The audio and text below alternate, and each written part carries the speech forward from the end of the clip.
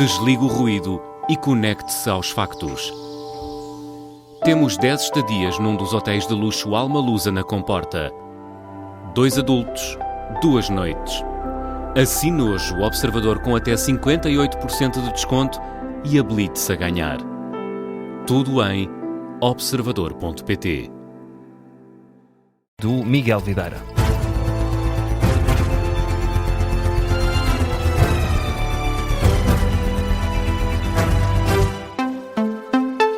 E Miguel, o vice-presidente dos Estados Unidos, está reunido com o primeiro-ministro paquistanês no arranque das negociações entre Washington e Teherão. Depois de receber a delegação iraniana, o primeiro-ministro do Paquistão, Shehbaz Sharif, está reunido esta hora com o chefe de delegação norte-americana, o vice-presidente J.D. Vance.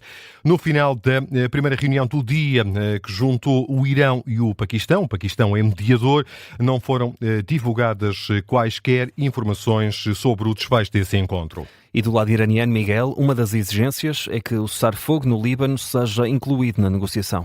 É uma exigência que, segundo o ministro do Planeamento e Desenvolvimento do Paquistão, país que acolhe esta ronda de negociações, em declarações à BBC, uma questão que vai ser incluída precisamente nesta ronda negocial.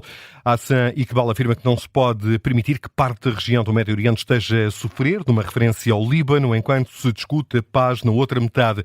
O ministro paquistanês apela também à responsabilidade de Israel. Quanto ao desfecho das negociações, Hassan Iqbal considera que será um sucesso se resultar pelo menos num acordo para prolongar o cessar-fogo e agendar uma nova ronda negocial. O vice-presidente dos Estados Unidos, que lidera a delegação norte-americana, chegou esta manhã ao Paquistão. Em cerca das 7 da manhã, J.D. Vance foi recebido pelo ministro dos Negócios Estrangeiros paquistanês. O vice-presidente norte-americano vai ser acompanhado nesta ronda negocial por Steve Witkoff, o enviado especial dos Estados Unidos para o Médio Oriente, e Jared Kushner. Quanto à delegação iraniana, é composta pelo ministro dos Negócios Estrangeiros e pelo presidente do Parlamento, que se destacam numa comitiva que integra perto de 70 pessoas, chegaram a Islamabad à meia da noite. E Miguel, horas antes desta primeira ronda de negociações, Donald Trump deixava uma ameaça ao Irão. Sim, o presidente norte-americano afirma que os Estados Unidos vão reabrir o Estreito de Hormuz com ou sem acordo do regime iraniano. What would a good deal look like for you? No nuclear weapon, number one. Não haver armas nucleares, em primeiro lugar. Já houve uma mudança de regime, embora nunca tenha sido um critério. Nenhuma arma nuclear. Isso é 99% do acordo. Agora vamos abrir o Golfo, com ou sem eles, mas estará aberto, o estreito, como lhe chamam, e acho que vai ser muito rápido. Caso contrário, seremos capazes de o fazer de uma forma ou de outra. Está a correr bem. A Marinha foi-se, a Força Aérea foi-se, as defesas antiaéreas foram-se, os líderes foram-se, o sítio inteiro foi-se. Vamos ver como correm as coisas. O JD, o Steve e o Jared são uma boa equipa. So it's JD and Steve and Jared. You have a good team. Declarações de Donald Trump na base militar de Andrews, no estado de Maryland, esta madrugada. E precisamente o Estreito de Hormuz é o principal tema em discussão nesta primeira ronda negocial. A questão apontada como condição para o cessar-fogo de 2 semanas que está em vigor. A verdade é que poucos navios têm atravessado o Estreito. Em discussão também o programa nuclear iraniano, como aqui referia Donald Trump. A exigência de Teherão de compensações financeiras pela destruição provocada pela ofensiva conjunta de Estados Unidos e Israel não se avizinha uma negociação fácil. Por cá, a antiga ministra do Trabalho, socialista, Ana Mendes Godinho, diz que a proposta laboral do governo vai contra as tendências do resto do mundo.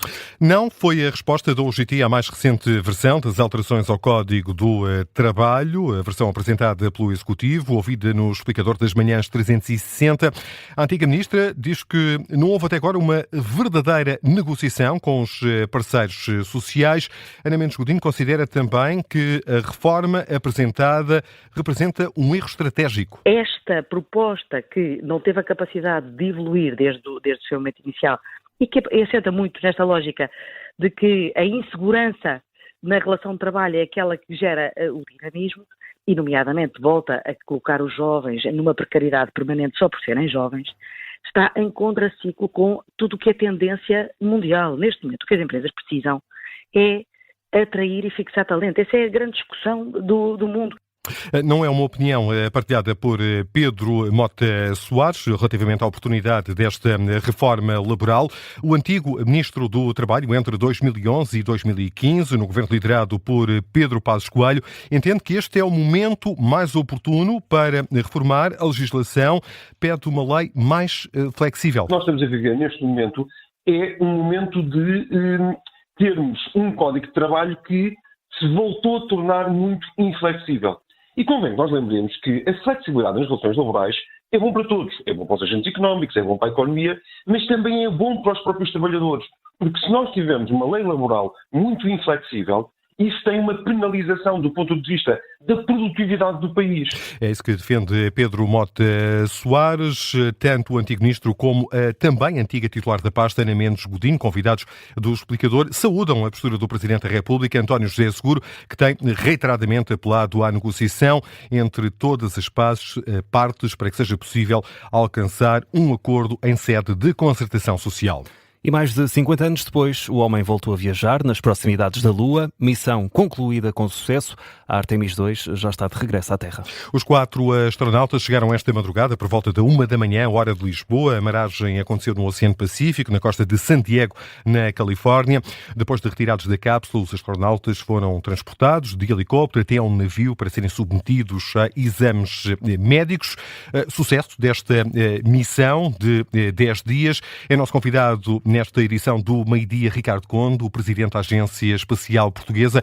Bom dia, bem-vindo, obrigado pela disponibilidade. Que ensinamentos resultam desta missão da Artemis 2? Que tipo de informação foi recolhida? É um ponto de partida para aquilo que vai ser, se calhar, o epílogo da missão Artemis, que é a preparação para o Artemis 4, não é? Já não é a 3. A 3 foi, de alguma forma, classificada como uma missão de teste, em que vai marcar definitivamente o regresso do homem à Lua. A questão neste momento foi, esta é uma missão de preparação, criar as condições para ser possível em segurança voltar à Lua tantos anos depois, não é?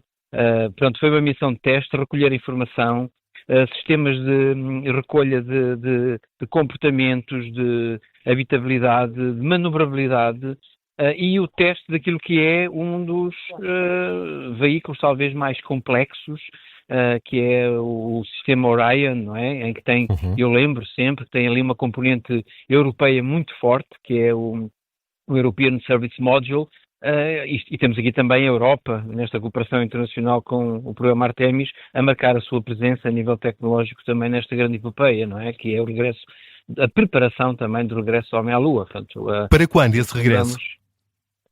Está planeado uma missão de teste, o Artemis 3, enfim, o planeamento é para 2027 e depois o regresso em 2028. O 2028 será marcado exatamente pela maturidade que duas empresas também vão se juntar a esta cápsula, a este veículo Orion, que é a SpaceX e a Blue Origin, com os seus módulos lunares, ou seja, esta Orion será o módulo onde estarão a tripulação, e depois os módulos que vão a lunar serão módulos, primeiramente as primeiras missões, penso que as 2 primeiras missões são um módulo lunar que já foi desenvolvido pela SpaceX, e depois a Blue Origin, que será o módulo que vai fazer o transfer de 2 astronautas desta cápsula Orion, que foi testada durante esta missão Artemis, esta Artemis 2, e que definitivamente levará o homem à Lua.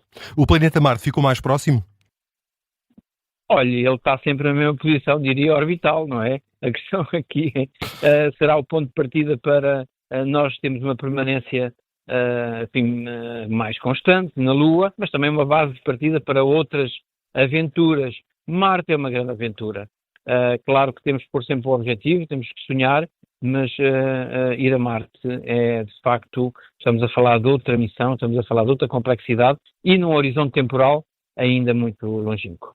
Ricardo Conde, muito obrigado pela sua presença nesta edição do Meio-Dia de Rádio Observador, o Presidente da Agência Espacial Portuguesa, a pretexto do regresso dos 4 astronautas envolvidos na missão Artemis 2.